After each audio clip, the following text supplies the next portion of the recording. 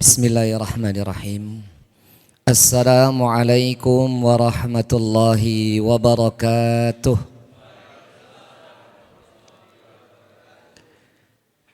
Bapak Ibu kok kurang banter nggih jawabnya? Kedinginan apa kelaparan nih?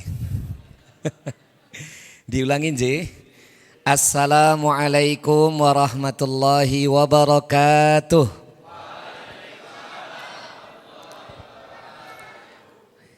Innal hamdalillah alladzi nahmaduhu wa nasta'inuhu wa nastaghfiruh wa natubu ilaihi wa na'udzu bihi min syururi anfusina wassayyiati a'malina man yahdihillahu fala mudilla lah wa man yudlil fala hadiyalah wa ashhadu an la ilaha illallah wahdahu la syarika lah wa ashhadu anna Muhammadan abduhu wa rasuluhu la nabiyya wa la rasula ba'dah.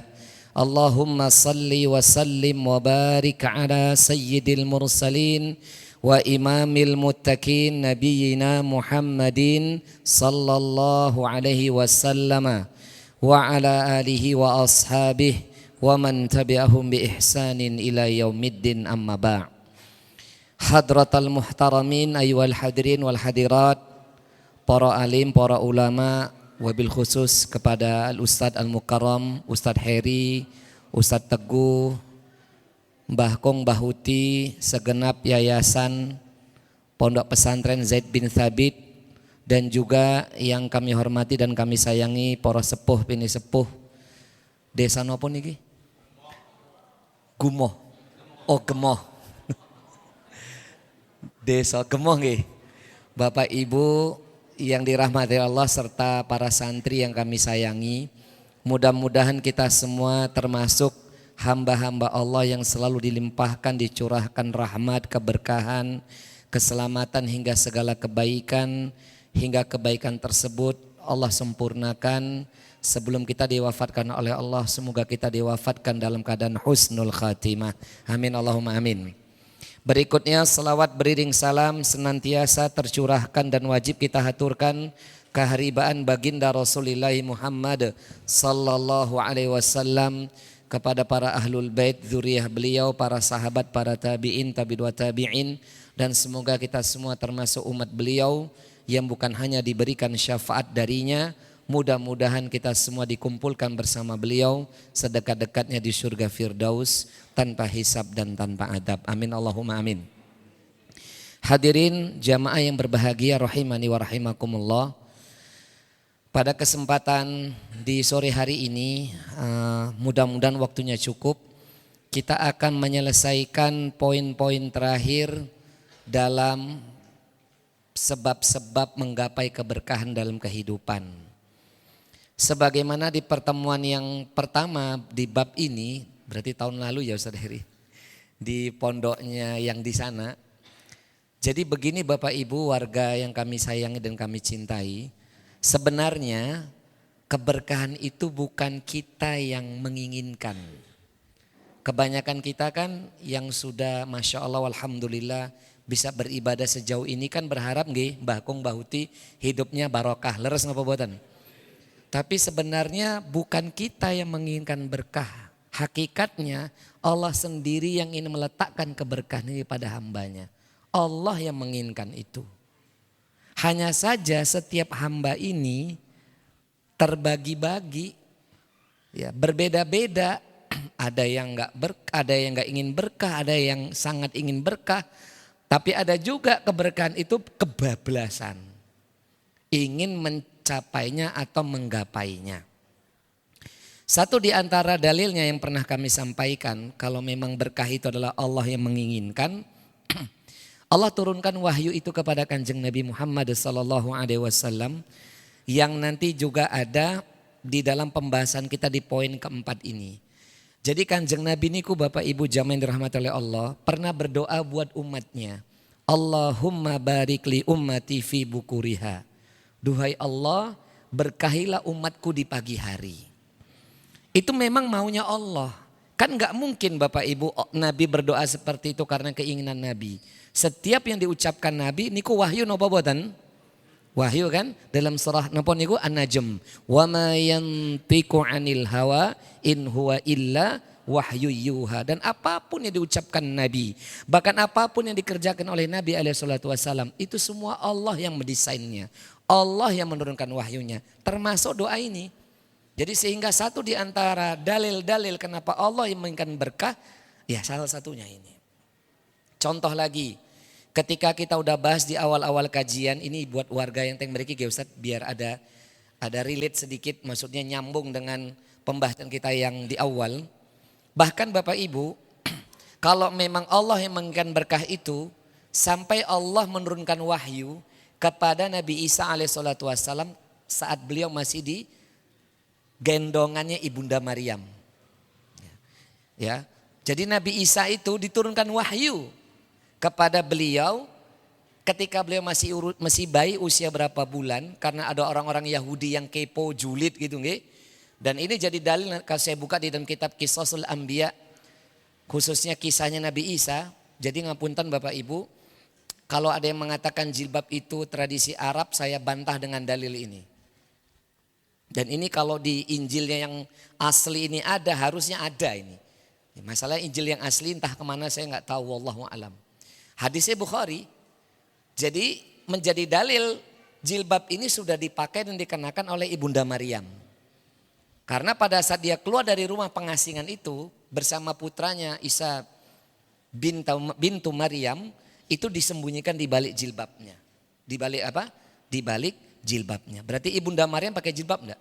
Jilbab.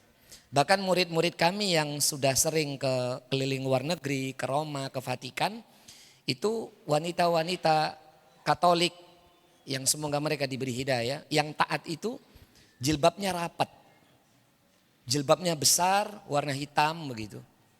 Bahkan wanita-wanita Yahudi di Tel Aviv sana itu bukan hanya bercadar, matanya aja nggak kelihatan pakai burqah. Jadi memang kalau ada yang memframing jilbab itu adalah tradisi Arab, maka terbantahkan dengan dalilnya dari Nabi SAW. Nabi Isa dilindungi oleh ibunya di balik jilbabnya. Nah di sana ada kalimat waj'alani mubarakan ainama kuntu. Dan jadikanlah aku ya Allah diberi keberkahan dimanapun aku berada. Ini dalil-dalilnya dalam surat Maryam dan seterusnya.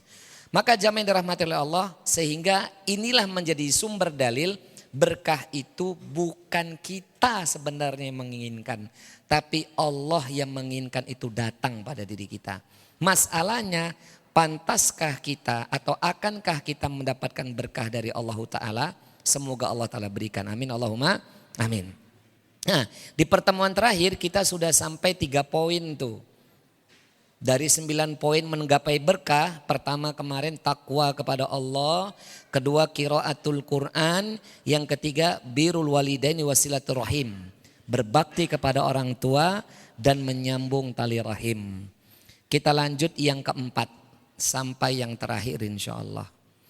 Kata para ulama Ahlussunnati wal Jamaah, kalau hidup kita mau berkah, ini bukan hanya akhiratnya nggih, tapi dunianya. Alhamdulillah kita saksikan jeda iklan berikut ini. Kopinya metu, alhamdulillah. Jazakallah khairan ya Nang. Ya.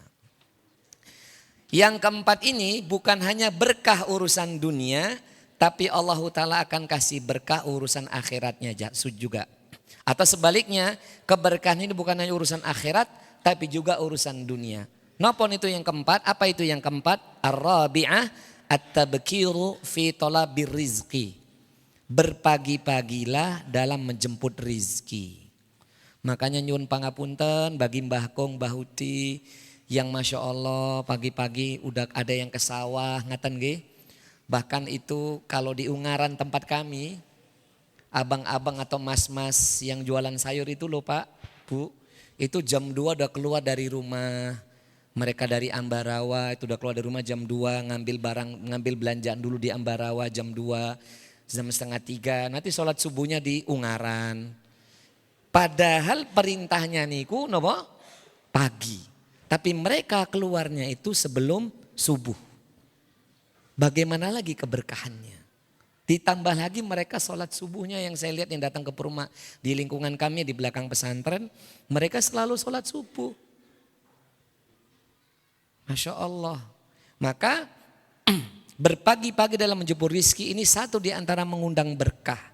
Sebagaimana dalil yang kami sampaikan tadi, hadis yang diriwayatkan oleh sahabat Sakhar Al-Ghamidi radhiyallahu ta'ala anhu qala, dari sahabat Sakhar Al-Ghamidi ridha Allah ta'ala atasnya, dia berkata, qala Rasulullah sallallahu alaihi wasallam, bersabdalah Kanjeng Nabi Muhammad sallallahu alaihi wasallam, Allahumma barik li ummati fi bukuriha. Duhai Allah, berkahilah umatku di pagi hari. Apa yang dimaksud hadis ini? Satu, yang dia di pagi hari jelas menunaikan kewajiban yang sholat subuh. Sehabis subuh gak langsung tidur. Saya ba'da subuh langsung turu, uangnya teko. Saya habis subuh langsung turu, uangnya teko. Teko, ya, iki ngundang barokahnya hilang. Jadi habis subuh, ba'da subuh, apalagi Masya Allah di pesantren punya kebiasaan. Habis subuh niku langsung setelah zikir ba'da sholat kan zikir pagi nggih, wirid pagi. Ngatan gela itu mengundang keberkahan. Contoh misalkan wirid pagi atau wirid sore yang dibaca santri tadi. Itu kan ada doa-doa kita meminta keberkahan. Banyak itu. Di antaranya doa yang diajarkan Kanjeng Nabi zikir pagi sore niku yang pendek aja ya. Misalkan kita minta di awal tuh. Asbahna wa asbahal mulku lillahi walhamdulillah. Nah, itu panjang ya. Rabbi as'aluka khaira ma fi hadzal yaum wa khaira ma ba'dahu. Kan, ya Allah, aku memohon kepada Engkau kebaikan di hari ini atau di pagi hari ini. Kalau tadi ini apa? Rabbi as'aluka min khairi ma fi hadhil lailah. Ya Allah, kami memohon kepada Engkau, kumohon kepada Engkau kebaikan di sore hari. Lah kebaikan yang dimaksud di sini adalah al-barakatu minallah. Belum lagi kalau kita meminta misalkan yang agak panjang nih, Allahumma inni as'aluka al-'afwa wal 'afiyata fid dunya wal akhirah. Duhai Allah, berilah maaf Engkau, berilah keselamatan dari Engkau urusan dunia kami dan akhirat kami. Itu maknanya apa? Al-barakatu, berkah. Jadi wajar ketika seorang hamba, mudah-mudahan ya Le, besok kalau kamu sukses ya Le, amin Allahumma amin. Kamu jadi anak yang bertakwa lan sugih blegedu.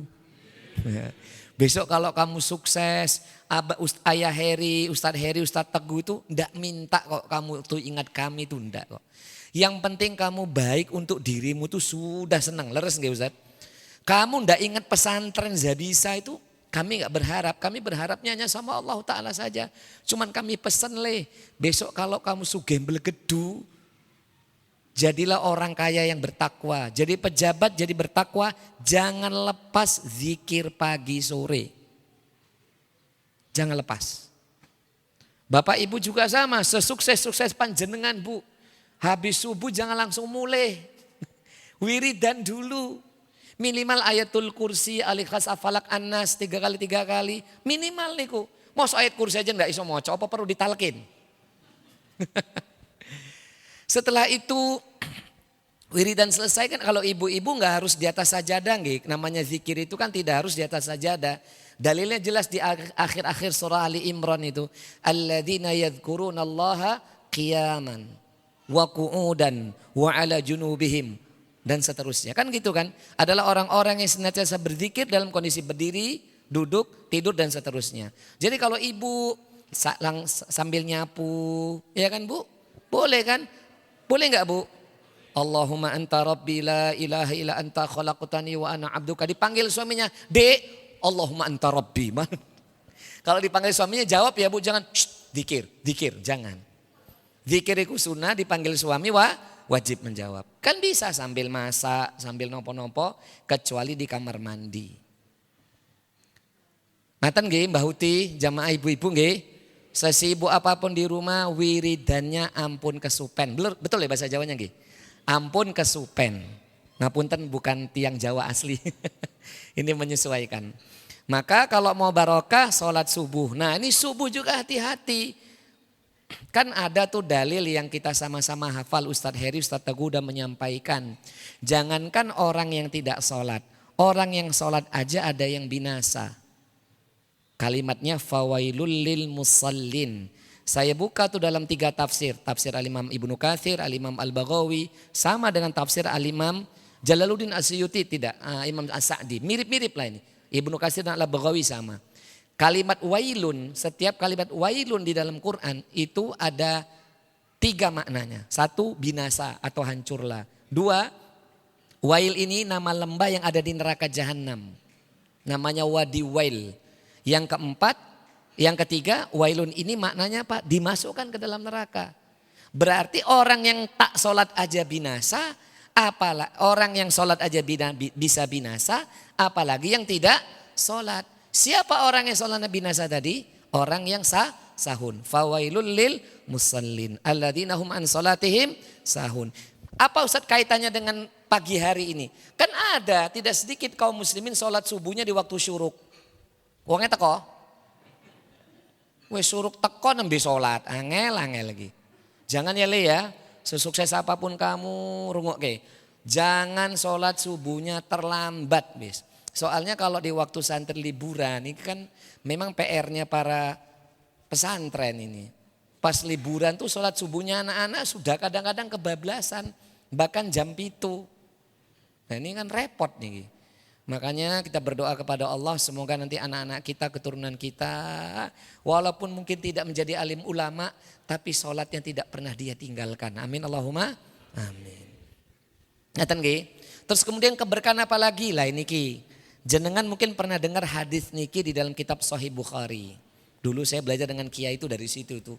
Ketika membahas fadilatus sadaqah, fadilah sedekah. Pak Bu, kita kan sama-sama paham nggih. Waktu terbaik untuk kita menginfakkan harta kita itu setiap fikuli waktu subuh atau fikuli sabah. Setiap waktu subuh. Dan kapan itu? Kalau bisa dari rumah sudah bawa duit 2.000 perak, 1.000 perak sebelum datang ke masjid sholat subuh. Jadi ketika sholat subuh selesai berzikir habis wiritan, ya sudah masukin uang ke kotak masjid. Bismillah. Ustadz sekarang jarang ada duit cash. Ya sudah pakai QRIS. Iya kan?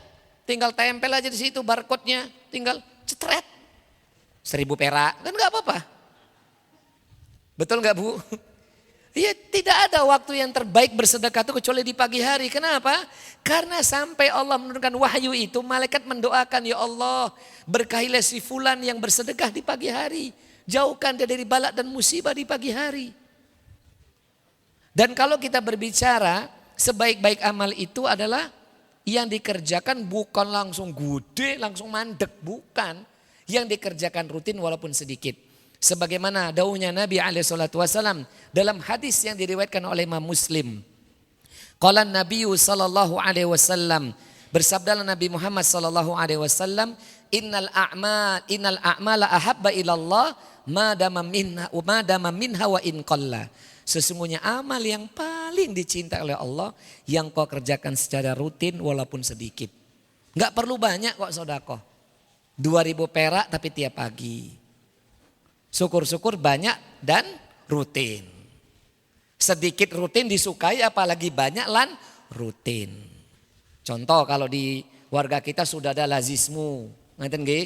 Kebetulan juga ya saya di Kota Semarang termasuk majelis tabligh Pak. Alhamdulillah.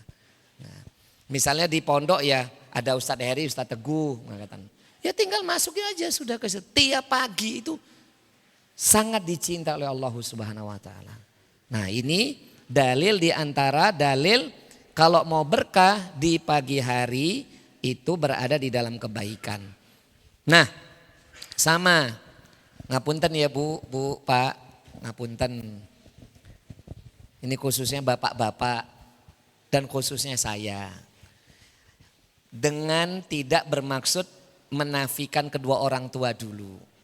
Misalkan seorang suami kalau mau barokah harinya dilalui di hari itu, dan seorang istri yang berada di rumah mau berkah urusannya di hari itu, harusnya nih, sebagaimana Nabi SAW mencontohkan, kalau keluar rumah ya pamitan sama yang di rumah. Ngeten nggih? Misalkan ya cium tangan gitu ya. Cium keningnya barakallahu fikum. Seperti anak-anak, mudah-mudahan kami nggak jarkoni nggih. Saya termasuk di rumah itu punya kebiasaan setiap anak mau berangkat ke pondok, maksudnya sekolah anak-anak yang kecil-kecil kan di pondok itu. Setelah turun dari kendaraan motor tua saya itu, ya motor Mio tua itu, bonceng bertiga, anak tiga yang kecil-kecil, ya udah tak peluk dulu, cium tangan, peluk, saya cium sambil doakan barakallahu fiik.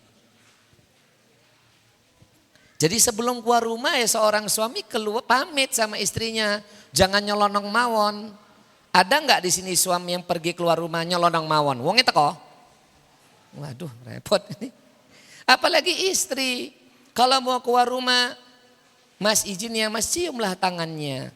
Kan jelas ya, apabila ini jangankan suami istri ya kan dalilnya jelas. Musafahah itu yang saling bersentuhan berjabatan tangan di antara sama muslim kan rontok dosa-dosanya. Betul apa tidak? Lah kalau sesama muslim saling berjabatan tangan rontok dosa-dosa di antara kita karena Allah. Apalagi kalau ini pasangan suami istri dan anak beranak. Terlebih lagi Ustadz Heri, Ustadz Teguh kalau mau pergi keluar kota. Saya yakin beliau sowan dulu ke rumah Mbah Kong sama Mbah Huti. Cium tangan, doanya nggih Mbah Kong, Mbah Huti. Mumpung Ustadz Heri sama Ustadz Teguh masih ada. Kalau saya dua-duanya udah enggak ada. Saya terasa sekali loh Bapak Ibu ketika ayah ibu saya masih ada dan saya berusaha bakti sama mereka. Rizki saya itu no limit.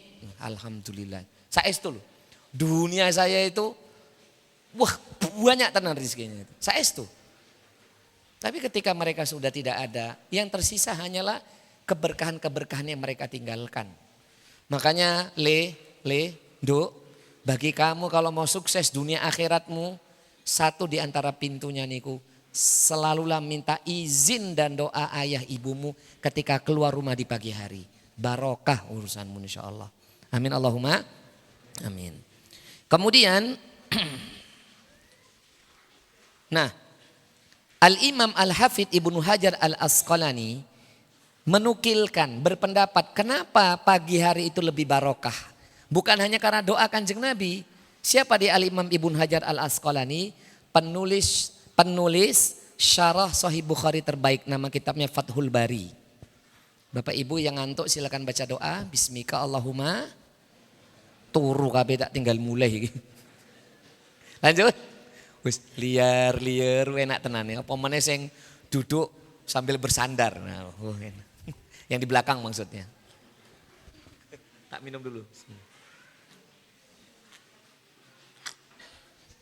Atau Imam Ibnu Hajar Al-Asqalani, kitab yang dulu saya belajar dengan kiai saya itu kitab Bulughul Maram. Ya. Syarahnya kalau di pesantren-pesantren Salafiyah itu syarah yang dipakai itu Subulus Salam dulu itu. Kalau yang kekinian saya suka itu Minhatul Alam. Jadi kitab Fiqhul Hadits Syafi'iyah disyarah ditafsir oleh ulama Hambali. Berarti kan keren ini karena memang Bulughul Maram ini kitab favorit saya. Alhamdulillah pernah khatam, alhamdulillah. Pernah aja pernah. Ya, tapi kalau Gus Baha itu malah hafal ya Pak. Kalau saya malah Gus Baha itu sanawiyah sudah hafal Bulughul Maram itu. Memang luar biasa itu ya. Di Indonesia punya ulama muda seperti beliau ya. Dan beliau tidak pernah menjelek-jelekkan yang lainnya lah. Alim ulama itu kalau semakin alim itu inginnya kita sama-sama. Ngaten nggih leres napa boten? Tapi kalau orang itu sudah nggak mulai alim atau belum alim biasanya kayak dia yang paling jago itu. Wong ngerak teko insyaallah. Nah, apa kata Al-Imam Ibnu Hajar Al-Asqalani? Beliau berkata gini Bapak Ibu. Wa inna ma khassal bukuri bil barakati likaunuhu waqtun nasyati wal quwwati. Ini alasan kenapa pagi hari itu barokah. Ketika kita keluar rumah jemput rizki di pagi hari itu barokah. Karena beliau mengatakan sesungguhnya waktu pagi hari ini waktu yang khusus memang Allah Ta'ala berikan. Contoh dalilnya. Pak Bu, di dalam surah Al-Fajr kan ada kalimat Fala uqsimu bisyafaq. Itu Al-Fajr ya? Betul ya? Fala uqsimu bisyafaq. Maka tidaklah maka Allah bersumpah dengan waktu syafaq. Waktu syafaq ini adalah langit Allah di sebelah barat atau timur berwarna merah jingga itu. Nah, ternyata waktu syafaq di sini saya buka dalam tafsir Imam Ibnu Katsir, pertama yang dimaksud adalah waktu syafaq ketika tuluk syams. Detik-detik mau matahari terbit, berarti di langit Allah sebelah mana? Timur. Baratnya mana nih Ustaz? Sana tadi aku sholat yang kono lali aku. Jadi kalau langit Allah sudah berwarna merah-merah menjelang tuluk syams, itu waktu terbaik sebenarnya. Atau paling tidak startingnya, mulainya menjemput rezeki itu ya setelah tuluk syam, keluar rumah, itu waktu yang paling barokah. Itu waktu yang paling barokah. Itu yang dimaksud oleh beliau, wa innama khassul bukuri bil barakati. Karena sesungguhnya pagi hari itu waktu yang khusus. Di dalamnya sudah Allah Ta'ala siapkan keberkahan. Yang kedua, fala uqsimu bisyafaq, maka tidaklah aku bersumpah dengan waktu syafaq. Waktu syafaq itu langit Allah sebelah barat, berwarna merah juga. Ya kan? Itu berarti masuk maghrib enggak Pak Bu? Maghrib enggak itu? Maghrib nggih. Lah kalau sudah begitu saatnya kembali pulang. Jadi ngapunten, enggak dilarang panjenengan iku kerja jungkir balik lagi jungkir lagi. Enggak dilarang kerja itu 24 jam sampai tengah malam nembeh mulih. Tapi ingat loh, malam itu waktu untuk kita beristirahat.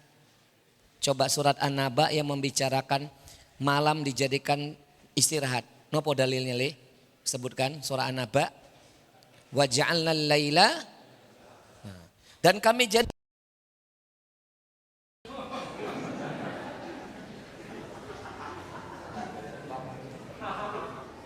Suara saya kedengeran? Jadi kenapa waktu syafaq itu ada dua, di pagi hari dan di malam hari? Pagi hari itu saat kita menjemput rizki. Kalau malam harinya, wahai para ayah, wahai para pejuang rizki, pulanglah. Pulang. Jadi kalau sudah sore menjelang maghrib, standarisasinya itu pulang. Kecuali yang memang kerjanya sip-sipan, ini beda kasus ya. Nggak ada disuruh pulang karena malam itu waktu untuk beristirahat. Ini juga, ini kadang-kadang saya susah, mungkin termasuk Ustadz Heri juga susah ini. Mungkin ya susahnya itu maksudnya pulang di sore hari atau tidur lebih cepat. Karena ngapunten berdasarkan diagnosa medis, ini sedikit ilmu ya. Kecuali Mbah Kung, Mbah Huti kayaknya udah lebih tahu dan mengamalkan. Tidur di atas jam 11 itu, 11 malam itu enggak sehat. Nah kalau saya kadang-kadang selesai pengajian apalagi ngapunten nggih Pak. Kalau acara peringatan Isra Mi'raj itu kan kalau di kampung-kampung itu yang undang masyarakat Pak, undangannya jam 8, saya mulai kajian setengah 10. Wassalam. Ya mereka kan punya kebiasaan tahlilan dulu, punya kebiasaan salawatan dulu. Saya baru datang disambut tola al-badru. Biasa itu. Ya datang aja. Kenapa? Salah nggak kalau mengisi pengajian Isra Mi'raj? Salah enggak? Mending saya yang ngisi atau yang lain yang mengisi? Mending saya yang ngisi. Bawa kitab, saya sebutkan. Itu setengah 10 mulai, setengah 11 lewat. Baru selesai. Terus saya pulang sampai rumah jam 11, setengah 12. Ya Allah sehatkan hamba. Padahal di atas jam 11 tidur itu kurang sehat. Apalagi tidurnya gara-gara nonton handphone. Scroll. Wong eta kok? Wassalam. Wong eta kok? Apalagi emak-emak. Ya Bu ya kalau udah tengah malam wajahnya bercahaya. Nonton Shopee Live. Wong eta kok? Teko. Aduh. Lah ini aturannya jelas. Tapi saya sendiri kadang-kadang gagal. Jam setengah 12 nembe turu. Apalagi kadang ada masalah yang harus dipecahkan ya Pak. Penasaran dengan satu kasus. Misalnya di dalam agama kita saya buka kitab dulu. Paling badan udah capek ini masih kepikiran. Buka dulu mutolaah dulu. Ini yo. Kok gini ya itu. Sudahlah. Kadang-kadang tidur masih kepikiran, oh gitu ya. Mikir loh Pak, kadang ketemu satu ayat-ayat yang iskal. Kok seakan-akan kontradiktif dengan hadis Nabi. Bukan kontra, kitanya yang bodoh belum nemuin. Nah itu aja. Ngatain gak? Gak ada Quran dan hadis itu kontradiktif, enggak ada. Kontra enggak mungkin. Ngaten nggih? Tapi yang namanya kita kadang-kadang nemuin dalil, kok iki kontra ya? Nah ini. Nah, maka waktu syafaq yang dimaksud itu di maghrib saatnya kembali pulang. Ini saya pesan buat para ayah yang masih punya anak remaja dan masih kecil apalagi. Khususnya buat saya juga. Sudah mungkin Ustadz Heri juga sama, Ustadz Teguh juga sama. Pernah ngalami satu masa pergi, anaknya belum tangi saya udah pergi. Pulang jam 12 malam anaknya udah tidur. Itu kalau jadwalnya pengajian penuh Pak, wah ya Allah. Terus saya minta sama Allah, ya Allah berikan saya waktu supaya saya tidak terlewati masa-masa bersama anak-anak. Saya khawatir Pak, mak beduduk, mak jegagi, anaknya wis gede-gede, wis nikah, saya sudah ubanan. Tapi nggak pernah punya waktu bersama mereka, ini saya yang takut. Saya nggak mau hilang keberkahan waktu bersama anak-anak.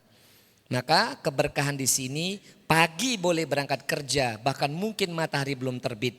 Tapi pulanglah kalau bisa sebelum anak-anak itu menemui tempat tidurnya. Saya pernah di Jakarta Pak, ya Allah Jakarta. Berat itu Zat, ya Allah. Berat itu di Jakarta, makanya saya enggak adalah. Pernah saya jadwal pengajian, saya tinggal di Cibubur, Jakarta Timur, jadwal ngisi pengajiannya di Lipo Cikarang. Bayangin Pak, perjalanan Bu naik motor itu naik mobil saya 2,5 jam naik mobil sendiri. Perjalanan 2,5 jam sampai Lipo Cikarang. Kajiannya 2 jam. Pulang 2 jam, total berapa? 7 jam. 7 jam cuma ngisi satu pengajian tok ning kono. Ya Allah, tua di jalan saya Pak. Pulang-pulang istri sama anak udah tidur. Itu kalau satu tempat, kalau 3 tempat. Jam 1 tekan ngomah. Makanya kadang ustadz-ustadz ini juga butuh healing. Dan Masya Allah ya Zabisa ini enak. Tempatnya adem. Bisa jalan-jalan ke Wonosobo. Ya kan? Deket. Kalau saya kan cuman Ungaran, tak delok lagi Gunung Ungaran. Alhamdulillah. Ngaten nggih, itu yang keempat. Yang kelima. Mudah-mudahan kita termasuk diistiqomahkan di poin kelima ini. Napa niku? Iqamatus salati fi waqtiha. Kerjakanlah salat tepat pada waktunya. Tepat waktu ini tidak harus di awal waktu. Faham? Awal waktu itu afdol waktu salah. Seutama waktu salat itu awal waktu. Loh Ustaz kenapa enggak di awal waktu Ustaz? Lah kalau misalkan bapak lagi safar, ibu lagi safar. Misalkan bapak ibu ngapunten lagi ngerawat orang sakit, gimana? Bagi mereka yang kerjanya sebagai security bagian keamanan bagaimana? Mereka kan gak bisa sholat tepat waktu. Maksudnya di awal waktu. Tapi kalau mau barokah hidupnya yang jelas itu harus tepat pada waktunya. Tepat waktu misalnya begini. Yang paling iskal bapak ibu itu adalah iskal terlalu sulit ketika membicarakan sholat Isya. Sholat Isya ini kan kita nggak bisa katakan kalau jam 7, setengah 8. Di sini maghribnya jam berapa tadi? Oh, tapi kata Pak Yasur tadi jam 7 maghribnya. Saya suruh ngaji sampai jam 7. Karena maghrib jam 7 Ustadz katanya itu. Berarti setengah 7 saya selesai ki. Wes kopinya cuma 1 gelas. Kondisi sampai setengah 7 wongnya teko lagi. Nah. Misalkan di sini jam 7:30 G, isaknya. Ya. Oke kita pakai rata-rata jam 7 aja ya paling enak ngitungnya. Saya kapan waktu ya, kita tahun lalu itu ustadz-ustadz di pondok punya halakoh membedah kitab. Biasa itu nanti ada satu qori'nya, yang kelimanya itu menyimak dan mutolaah.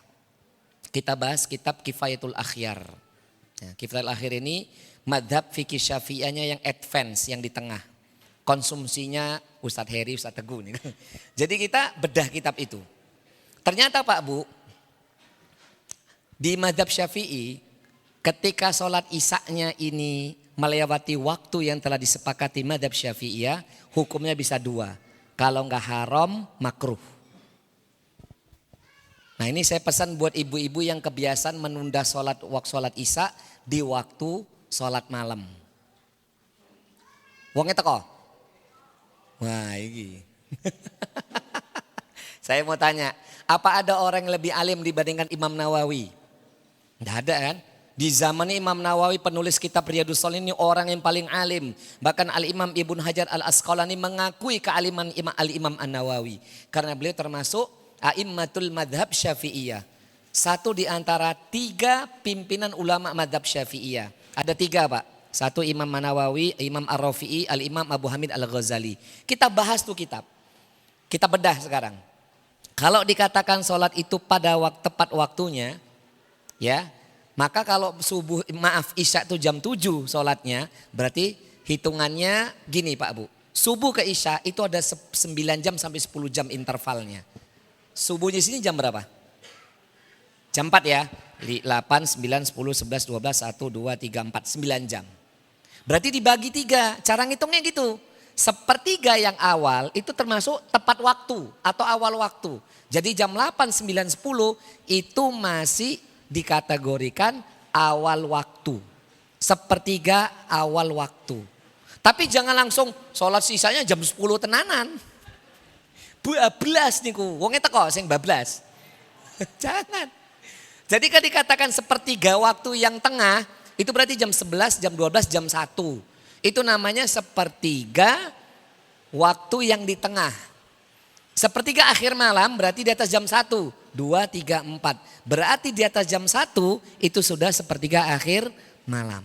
Lah di madhab Syafi'i ketika melewati sepertiga yang awal sholat isya, ulama sudah menghukumi 2. Ada yang mengatakan makruhat, ada yang mengatakan muharramah.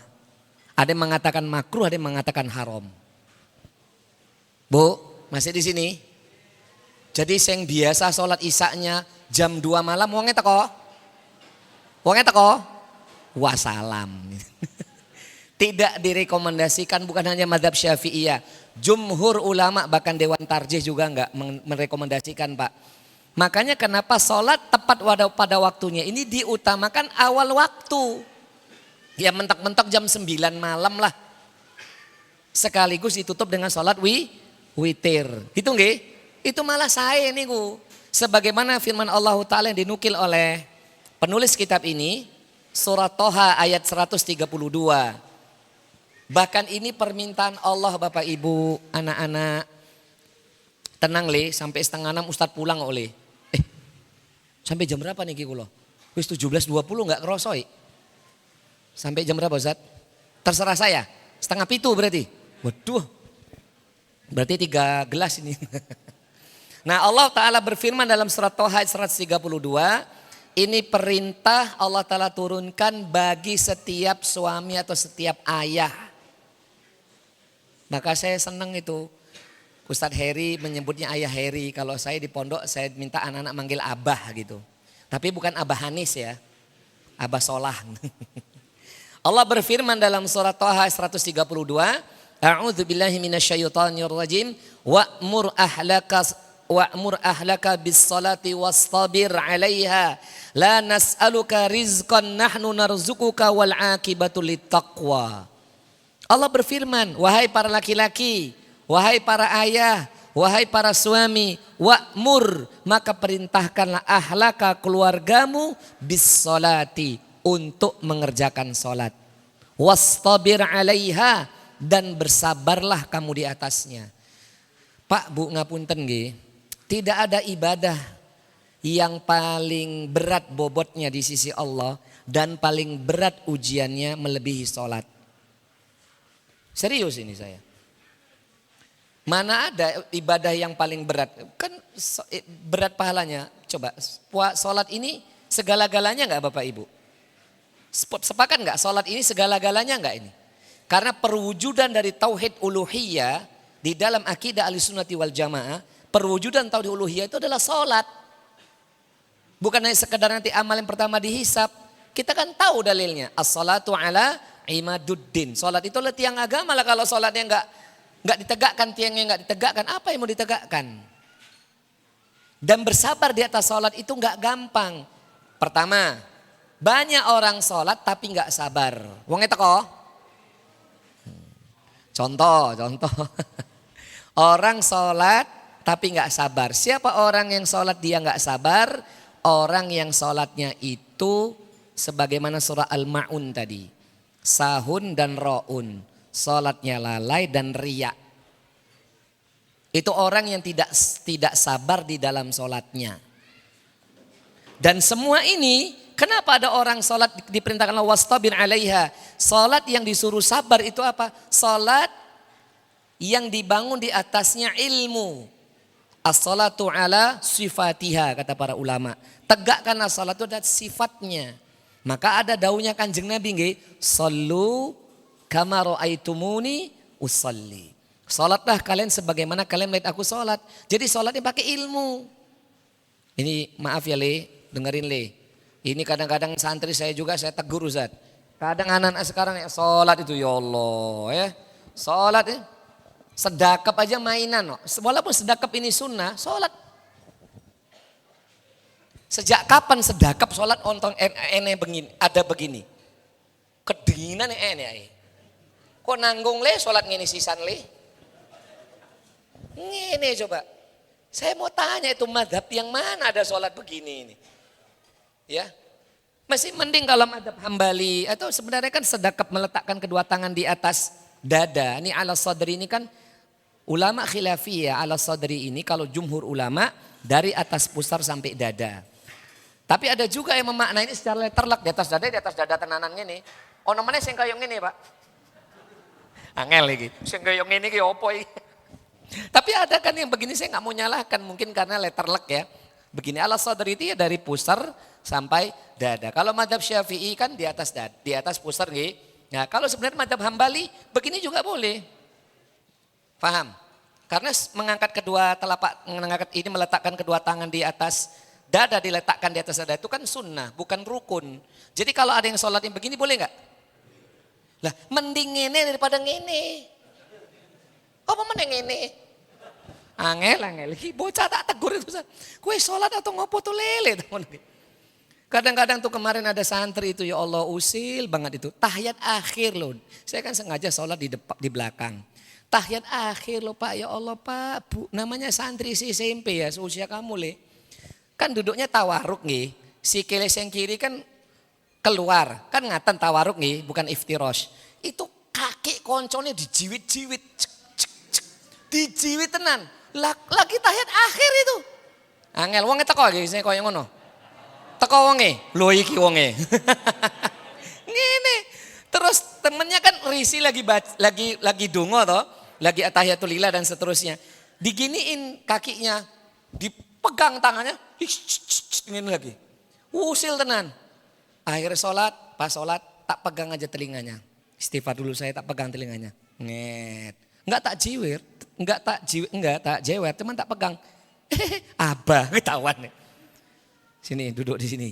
Samping saya, tak selesaikan dulu zikir saya sedikit, ayatul kursi, minimal ayat kursi, tak ngomongi. Ya Allah lele, kamu kok usil mensolat ayo kedulan. Ulangi sholatnya. Nah kayak gini sholatnya nggak sah. Coba kalau madhab Syafi'i 3 kali lebih berturut-turut kan batal. Tapi jangankan pakai madhab Syafi'i, ini termasuk sholat yang sahun, batal sholatnya. Kon ulang, sholat, ulangin. Uangnya teko, waduh, diperagakan. Ini malah dicontohin. Itu pintar supaya tidak jadi dikerjakan nanti. Kok iso-iso nih anak-anak sekarang itu ya Allah Ustaz. Zaman saya dulu mondok atau zaman kita dulu ya masih kecil. Enggak kepikiran sikil itu jiwit koncone sebelah. Itu enggak kepikiran. Iki sholat cek. Sampai mau salam loh Pak Bu. Jiwit terus nih. Ya Allah ya Karim. Ya kayak gini ini enggak usah dimarahin. Tinggal diginiin pangkas. Ya Allah lele. Kamu sholat aja sama Gusti Allah koyo ngono, istighfar kamu. Ya sholat diulangin. Itu namanya sahun sholatnya. Nah, ngaten nggih? Ada yang koyo ngono, ibu-ibu. Atau anak-anak putri ada enggak gitu? Ya Allah, ya Allah. Jangan ya. Nah, bersabar itu berarti sholat ini as-salatu ala sifatiha, salat di atas sifatnya maksudnya salat dengan ilmu.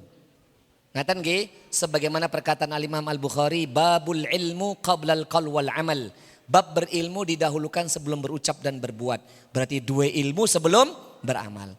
Kemudian wastabir 'alaiha itu as-salatu 'ala waqtiha. Salat yang tegak di atas waktunya. Maksudnya di atas waktu tadi sebagaimana pembahasan ini. Jangan sampai waktunya udah sholat lewat. Ini nanti ngapunten. Ini tugasnya Ustadz Heri, Ustadz Teguh yang mungkin diundang-undang pengajian di luar.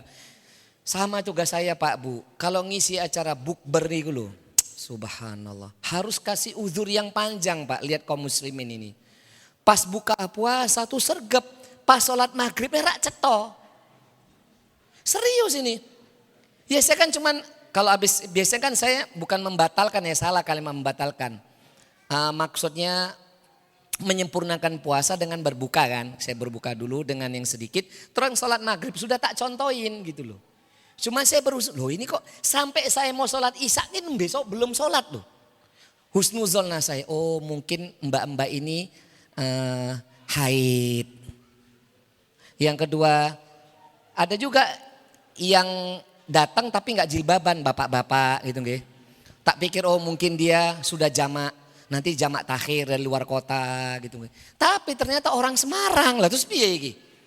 Mungkin sholatnya di jamak sampai subuh kali Pak ya. Ya Allah angel. Bukone sergap sholatnya enggak. Kira-kira puasanya diterima enggak itu? Saya mau tanya. Puasa Ramadan tapi enggak sholat. Puasanya diterima enggak itu? Iya enggak diterima. Enak aja. Justru kalau kamu sholat enggak puasa malah enggak apa-apa. Ya enggak boleh kamu enggak sholat. Tapi kamu puasa. Saya mau tanya. Boleh enggak orang yang sholat, rajin sholat tapi enggak puasa? Boleh enggak? Boleh enggak? Ya sakit, safar, ya kan? Betul enggak? Apalagi yang bahaya nih yang belum, ustadz-ustadz yang masih muda-muda jangan ngakali ya ustadz. Lagi kepengen sama buju nih di pagi hari karena nganten anyar. Dik safar dulu yuk dik. Biar batal puasanya. Ini enggak boleh ini. Karena biasanya nganten anyar ngakali Pak. Ngakali. Dek lagi pengen dek. Lah terus piye Mas? Aku juga. Kita safar yuk ke Semarang yuk. Wah salam. Di bulan Ramadan. Wongnya teko iki. Teko ya. Enggak boleh. Ya mbak-mbak ya. Besok kamu kalau diajak bojomu batal Ramadan safar. Boten angsal. Betul ya bahasa Jawanya iki. Boten angsal enggak boleh. Nah. Baik, itu menegakkan sholat di atas waktunya atau tepat pada waktunya dengan ilmu dan demikian. Yang berikutnya ke-6. Ustadz sampai jam pintar Ustadz? 10 menit lagi atau? 10 menit lagi Ustadz ya? Ya Alhamdulillah, berarti materi ini urung rampung berarti Ustadz. Yang ke-6 ini rodok berat. Karena termasuk kata para ulama kita min anwa'il ibadah. Perkara ke-6 ini, amal yang ke-6 ini termasuk jenis-jenis ibadah yang disebut amal ibadah yang qalbiyah. Ibadatul qalbiyati, ibadah yang bersifat qalbiyah hati. Karena sejatinya ngapunten Bapak Ibu, kalau kita sudah menjadi orang mukmin, amin Allahumma amin ya. Kalau derajat kita sudah jadi mukmin bukan lagi muslim yang taat, maka ibadah-ibadah yang zahir ini sudah menjadi kebutuhan. Gitu nggih? Yang difokuskan, yang ditarget itu amalia hati. Nah, kali ini yang ke-6 ini adalah berbunyi at-tawakkul 'ala Allah, bertawakal kepada Allah. Ngapunten. Bapak Ibu sampai sejauh ini dan santri yang dimaksud tawakal kepada Allah pengertiannya nopo niku? Pengertian sederhananya nopo niku? Tawakal kepada Allah niku nopo? Berserah diri kepada Allah contohnya nopo niku? Definisinya. Jangan buka saya Google ya. Nopo niku Pak Bu? Ngantuk Pak Bu. Tenang, sotonya sudah jadi. Tuh soto di samping. Tuh soto nggih. Nopo Pak Bu? Tawakal niku nopo? Yang jenengan maksud berserah diri itu contoh realnya apa? Berusaha semaksimal mungkin, hasil diserahkan kepada Allah sepenuhnya gitu. Leres ngatan. Gitu. Dalilnya nopo niku? Biasanya dipakai beberapa dai, dalilnya adalah ujung surah Al-Insyirah. Fa idza faraghta fansab wa ila rabbika farghab.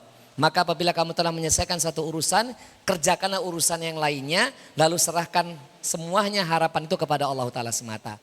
Nah, definisi ini saya nggak menyalahkan, tapi kurang sempurna.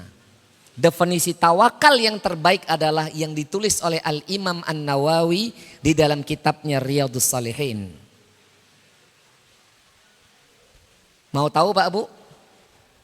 Sedikit aja ya, spill dikit aja karena waktu kita nggak panjang. Karena bab tawakal tuh saya sampaikan aja berapa pertemuan itu di Ungaran. Tawakal kepada Allah bukan hanya sekedar usaha dimaksimalkan, ketika sudah maksimal nanti hasil akhirnya diserahkan kepada Allah. Tidak. Bapak Ibu pernah dengar enggak tawakalnya Nabi Ibrahim? Pernah dengar? Tatkala beliau akan dilemparkan ke kobaran api yang sangat besar. Pernah ya? Pernah dengar ya? Nah itu sebenarnya kan asbabul wurud atau asbabun nuzulnya kejadian itu adalah tidak sesederhana yang kita terima. Pak Bu saya mau tanya, kira-kira Nabi Ibrahim hamba Allah yang baru berdoa, rajin berzikir, rajin berdoa ketika ada masalah atau sebelum ada masalah atau dalam setiap waktu. Saya mau tanya, para nabi dan rasul itu memintanya kepada Allah itu ketika mau ada masalah atau tidak ada masalah pun tetap berdoa kepada Allah. Jadi sepanjang waktu orang yang banyak zikir dan doanya kan, laras napa boten? Apalagi kan jelas Nabi Ibrahim itu Abul Anbiya, kekasih Allah yang pertama. Ngaten nggih? Kan nggak mungkin Nabi Ibrahim itu dikatakan dia baru berdoa ketika di kondisi terakhir, enggak. Nah ini akan saya ceritakan. Di dalam kitab Syarah Riyadhus Shalihin, detik-detik Nabi Ibrahim itu diseret, itu kan masih muda itu Pak. Diseret, dia digelandang di tengah masyarakat kaum Namrud itu, negeri Babilonia. Diseret, dia bapaknya enggak nolong sama sekali. Diem aja tuh si Azar. Ya sudahlah, itu urusan dia sama Allah. Digeret, diletakkan dia di ketapel besar itu. Ketapel besar itu kalau zaman dulu untuk perang Pak Bu. Ketapel besar itu ngelemparkan batu nih gue. Nah itu ketapel itu diletakkan di situ, disuruh buat lubang yang sangat besar, buat kobaran api yang belum pernah ada di masa itu. Terjadilah saat itu. Nah sebelum dia dilemparkan dari ketapel itu ke kobaran api itu, apa yang dikatakan Nabi Ibrahim alaihissalatu wassalam? Dalam hadis yang diriwayatkan oleh Imam Bukhari itu, Allahumma antal wahid fis sama. Ya Allah, engkau satu-satunya yang berada di langit. Berarti yang mengatakan Allah di langit siapa? Siapa tadi yang ngomong? Dengan tidak debatable ya. Saya nggak mau debatable. Tadi ini dengan tidak mengurangi bagi teman-teman, bagi saudara-saudara kita kaum muslimin yang mengatakan Allah tidak berada di langit gitu ya. Saya nggak mau debatable. Tapi jelas hadis ini Nabi Ibrahim mengatakan Allahumma antal wahid fis sama. Ya Allah, engkau satu-satunya yang berada di langit. Wa anal wahidu fil ard, dan aku satu-satunya yang berada di muka bumi ini. Tidak ada yang beriman dan beribadah kepada engkau kecuali aku ya Allah. Lalu apa kata Nabi Ibrahim? Hasbiyallahu wa ni'mal wakil. Wa fi riwayatin, di riwayat yang lainnya hasbunallahu wa ni'mal wakil. Ketika dia mengucapkan itu Bapak Ibu, dilemparkan dia itu, sebelum dia jatuh ke kobaran api itu, Allah turunkan dalil itu dalam surah Al-Anbiya ayat, lupa saya. Ayat Al-Anbiya itu. Lupa di ayat keberapa. Allah mengatakan, qala ya naru kuni barda wa salama ala Ibrahim. Ya narun kuni barda wa salama ala Ibrahim. Hai api, jadilah kau untukku keselamatan dan kesejukan buat Ibrahim. Terlempar dia. Pertanyaannya Pak Bu, apakah Ibrahim itu berdoa seperti itu hanya ketika kondisi demikian? Kan enggak. Singkat cerita kan Nabi Ibrahim terbakar enggak? Enggak Pak. Dalam riwayat Sahih Bukhari hanya sobek aja tuh bagian jubahnya. Maksud saya tawakal ini bukan hanya kondisi sudah mentok baru berdoa. Belum lagi ada hadis berikut ini alaihissalatu wassalam dari sahabat Umar ibn al-Khattab radhiyallahu ta'ala anhu. Tenang 5 menit lagi saya selesai. Gak usah liatin jam, berarti aku selesai. Hadis yang diriwayatkan dari sahabat Umar ibn al-Khattab radhiyallahu ta'ala anhu. Qala Rasulullah sallallahu alaihi wasallam. Napa daunya Kanjeng Nabi? Lau annakum kuntum tawakkaluna 'ala Allahi haqqa tawakkulihi la razaqatum kama yarzuqut tayr takhudhu khimasan wa tarahu bitanan. Bukhari Muslim. Apa kata Nabi? Seandainya kalian wahai manusia betul-betul memiliki ketawakal yang benar. Seandainya kalian memiliki tawakal yang benar kepada Allah Ta'ala. Sebagaimana tawakalnya seekor burung tadi. Maka kami niscayakan la razikutum. Kalau kita memiliki tawakal seperti tawakalnya seekor burung. Maka Allah akan memberikan rizki seperti rizki seekor burung. Yang pagi pergi dengan perut lapar. Pulang sore perut kenyang. Berarti jemput rizki itu pergi pagi pulang apa Pak? Pergi pagi pulang apa? Sore itu tadi toh? Pergi pagi pulang pagi. Itu Ustadz Heri dan Salahuddin itu. Pergi pagi pulang pagi. Ini jelas ini. Sebagaimana burung pergi pagi perutnya lapar, perutnya kosong, pulang sore perutnya kenyang. Ini ada lagi bedahan dalil ini Pak, tapi nggak saya bahas ini. Maka tawakal yang dimaksud ini bukan saja berdoanya ketika kondisi sudah maksimal baru pasrah kepada Allah. La, sebelum kita mengerjakan sesuatu, sebelum kita menginginkan sesuatu, berdoa sebelum itu. Tatkala proses kita mengerjakan sesuatu, berdoa saat proses itu. Dan di akhir dari mengerjakan sesuatu itu, kita berdoa juga kepada Allah. Karena tawakal sejatinya perwujudan itu kepasrahan diri kepada Allah penuh kepadanya dan diwujudkan dengan berdoa. Ngaten nggih Pak Bung nggih? Maka Allah mengatakan yang jelas jenengan tahu dalilnya telah disampaikan ustadz-ustadz kita dalam surat At-Talaq ayat yang ketiga, wa may yatawakkal 'alallahi fahuwa hasbuh. Barang siapa yang bertawakal hanya kepada Allah akan cukupkan. Maka akan saya tutup di sini poin ke-6. Bapak Ibu, ngapunten nggih. Allah enggak pernah menjanjikan bagi orang mukmin apalagi yang bertakwa itu kekayaan, enggak. Allah enggak pernah janjikan buat kita itu lebih dari cukup, enggak. Yang Allah janjikan bagi kita adalah cukup saja. Dunia ini hanya cukup. Sehingga kalau ada sesuatu yang lebih yang Allah Ta'ala berikan, berarti fitnahnya, ujiannya lebih dibandingkan yang cukup. Tapi dalam Islam, jadi orang kaya tidak dilarang.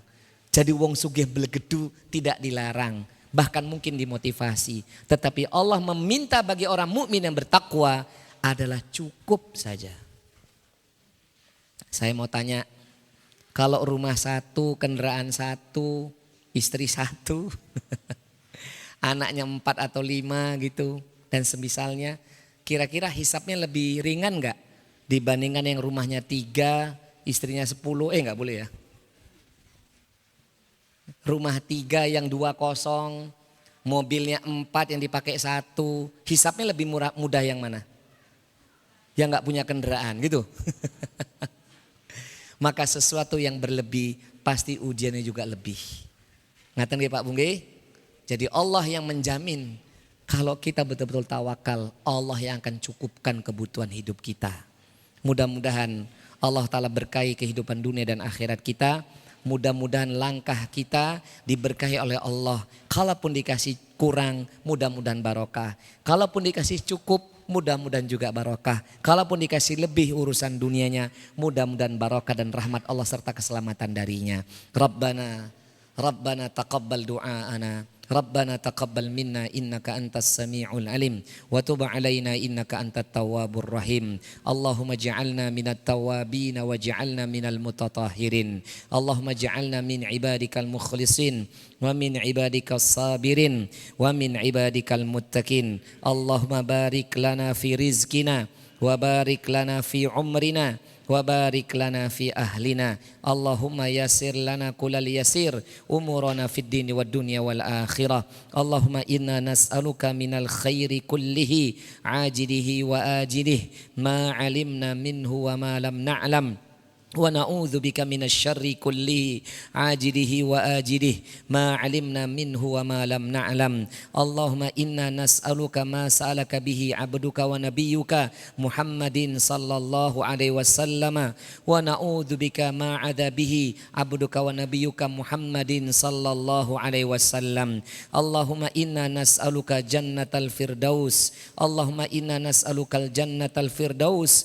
Allahumma inna nas'aluka jannatal firdaus bighairi hisabin wala adzabin wa ma qarraba ilaiha min qaulin aw amalin wa na'udzubika minan nari wa ma qarraba ilaiha min qaulin aw amalin. Allahumma inna nas'aluka husnal khatimah.